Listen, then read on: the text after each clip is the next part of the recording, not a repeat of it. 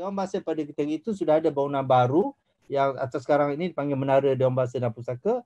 Jadi saya mencari ruang yang ada di Dewan Bahasa dan Pusaka dan saya ternampak satu stor buku yang sudah tidak digunakan sebenarnya. Saya pun berbincang dengan pihak pengurusan Dewan Bahasa dan Pusaka nak pinjam ruang itu. Ya, maksudnya berikan pada kami ruang itu.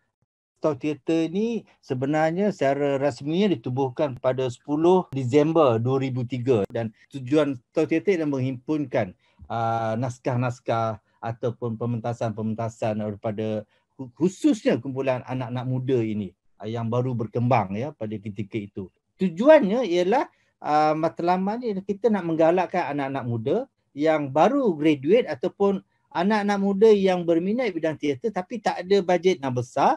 Dia hanya boleh buat pementasan yang dalam skala yang kecil atau sederhana untuk mementaskan teater. Jadi di store ni kita agak bersikap terbuka ya untuk naskah-naskah yang agak terbuka. Teater, maksudnya teater mesti tidak mesti bersetuju saja, dia mesti berani mengkritik, ya, memberikan pandangan yang berbeza, ya, menganalisis masyarakat. Itu kerja teater. Jadi kita katakan pada mereka, kita perlu bawa anak-anak muda ini ke Dewan Bahasa dan Pustaka, dekatkan mereka dengan sastra, ya, meserakan mereka dengan sastra. Itu saja tujuan dia, dan jadikan Dewan Bahasa dan Pustaka itu tempat berkumpul anak-anak muda.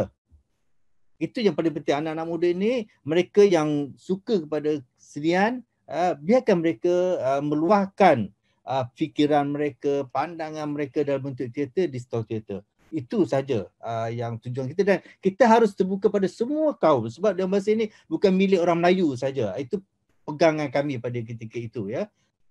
Kenangan paling best bila kami dapat buka lah stor teater itu dan dapat sambutan ya. Saya ingat beberapa tokoh-tokoh memang mengalu-alukan lah stor teater seperti Johan Jaafar ketika itu sudah berada di Media Prima, Khalid Saleh tokoh-tokoh teater, Muhammad Khalid buat pementasan, ramai tokoh-tokoh teater sebenarnya yang teringin ya. Fauzian Hawi banyak buat pementasan dan kami dapat membantu penggiat-penggiat teater. Kemudian mereka jadi besar. Itu yang saya rasa kenangan yang paling manis lah. Bekerja dengan Namron, dengan Fashali, ya, dengan ramai lagi tokoh-tokoh teater muda pada ketika itu, dan sekarang ni mereka sudah jadi orang-orang yang besar ya.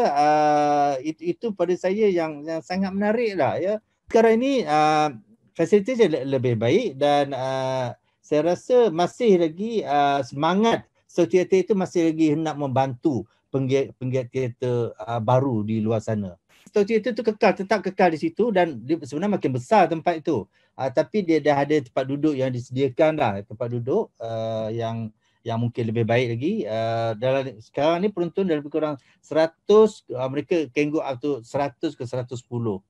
Okey, pertama sekali kita mesti jadi rakyat yang kritis lah ya.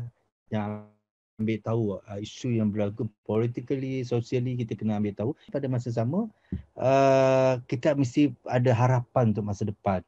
Kalau bagi orang seni, bagi karyawan, dia mesti pada ketika ini menghasilkan karya lebih banyak lagi ya untuk dibaca ya. Ini penting sebab kita ada satu tahap macam satu void, kekosongan 2 tahun ini kita kekosongan ya. Jadi harus perlu diisi ya dan diluahkan supaya selepas ini supaya kegiatan teater ini perlu hidup sebab kita perlu menghidupkan jiwa masyarakat kita. Inilah peranan yang dimainkan oleh orang seni. Kalau selepas ini orang seni juga tidak aktif, kita berdepan dengan masalah.